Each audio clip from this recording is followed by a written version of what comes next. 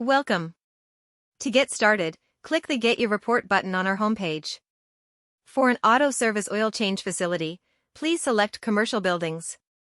Please provide your first and last name, along with your phone number and email address. We'll use this information to contact you and send you the report.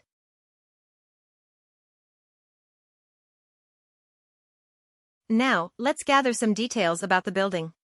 You can enter either an entity name or the building address. Next, enter the building address and state. Be sure to provide the full address of the property. Please remember to provide the complete address of the building you want the study to be conducted on, not your home address. Please indicate whether this is a purchase or new construction. If you purchased a newly built building, choose Purchase. Select New Construction only if you paid for the construction of the building and have the cost information available. Let us know if this building was part of a 1031 exchange.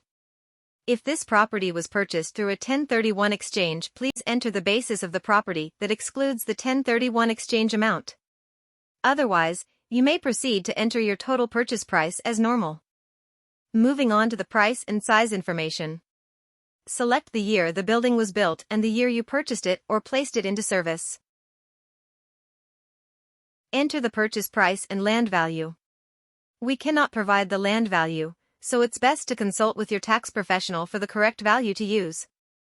It is our understanding that you may use your tax appraiser's website to determine the percentage they use to figure for land and use that same percentage for your current purchase price.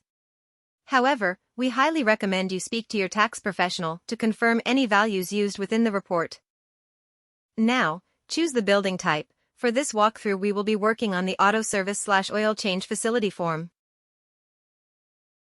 Provide the site square footage, including only the developed land such as the landscaped yard. Do not include wooded areas. Driveways and parking lots may be included. Read the note below the field for guidance.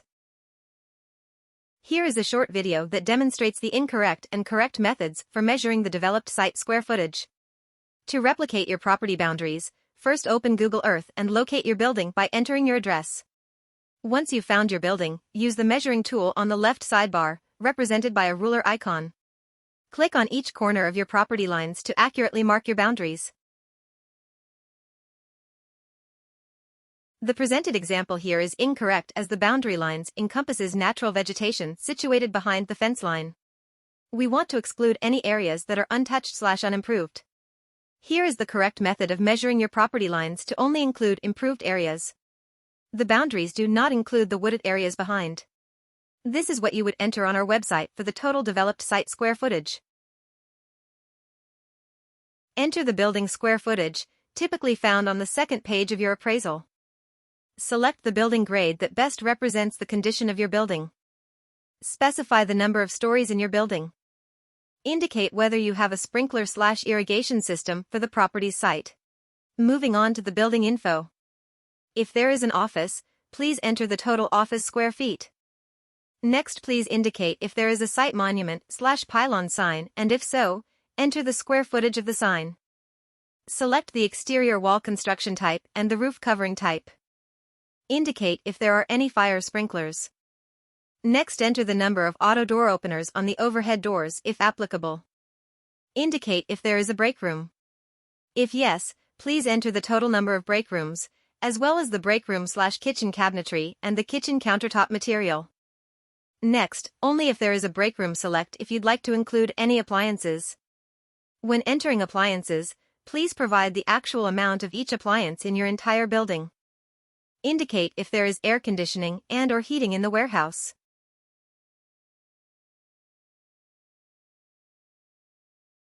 Enter the number of service bays or oil change lanes if applicable.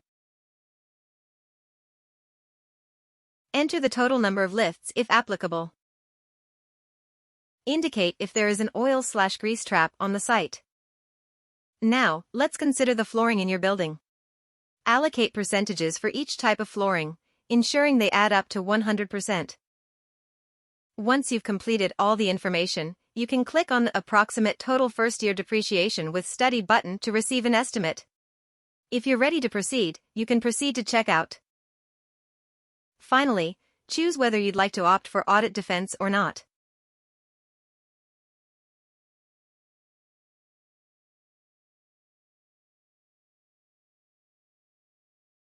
After payment, you will automatically receive your report. If you purchased an improvement report, that is separate and will be sent to you by email within 7 business days.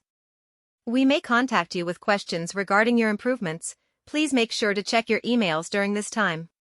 Please review all your inputs carefully before submitting, as corrections will incur a $49 fee.